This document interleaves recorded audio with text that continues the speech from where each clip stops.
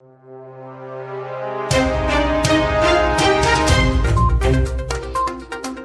to War India News Hour. MNCs finding PLI scheme lucrative for manufacturing in India. India's manufacturing sector is going to become an engine for economic growth and a unique job creator in the country. The government has finalized the norms for production-linked incentive scheme for the telecom and networking equipment and has started inviting applications for the second round of large-scale electronics manufacturing with focuses on more electronic components like motherboards, semiconductor devices, among others.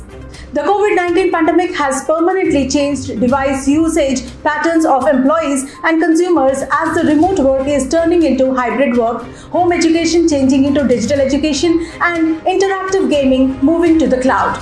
Both the types of number of devices people need, have and use will continue to rise. In 2021, the number of laptops and tablets in use will increase to 8.8% and 11.7% respectively, while the number of desktop PCs in use is expected to decline from 522 million in use in 2020 to a forecasted 470 million in use in 2022.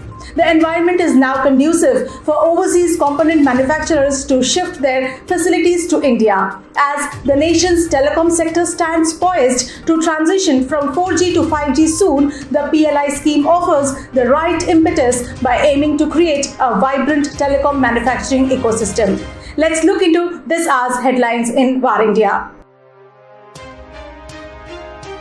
Growing acceptance of cryptocurrencies, Bitcoin reaches $64,000 mark. The Bitcoin has crossed the $64,000 mark and climbed as much as 1.6% to as high as $64,207 in Asia trading on Wednesday. It has hit the $1.2 trillion market cap. The rally comes amid growing acceptance among companies like Tesla, Goldman Sachs, Morgan Stanley, MasterCard, and others. There is growing acceptance of cryptocurrencies in Wall Street, and now the Coinbase will list on the Nasdaq on April 14th at a valuation of about $100 billion.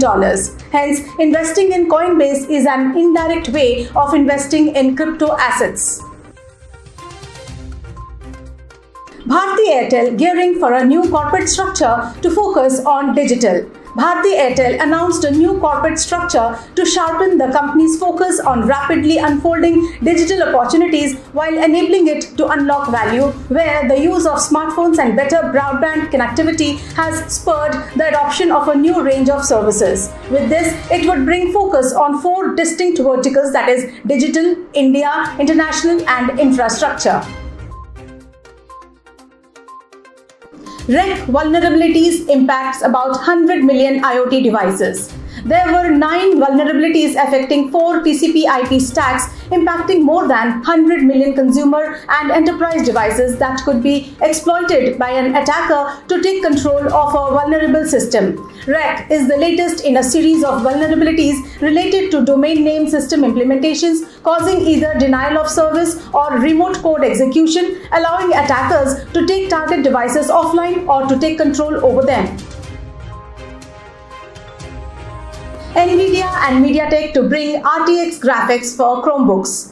The growing demand for the low-power computers, which need to be affordable Chromebooks, have attracted NVIDIA and MediaTek to work to bring RTX graphics for the future Chromebooks. The two companies are partnering to create a reference platform that supports Chromium, Linux, and NVIDIA SDKs for bringing premium high-end devices running on Chrome operating system. With this, MediaTek's ARM-based system on a chip will be combined with NVIDIA's RTX GPUs to bring ray tracing graphics and more to Chromebooks.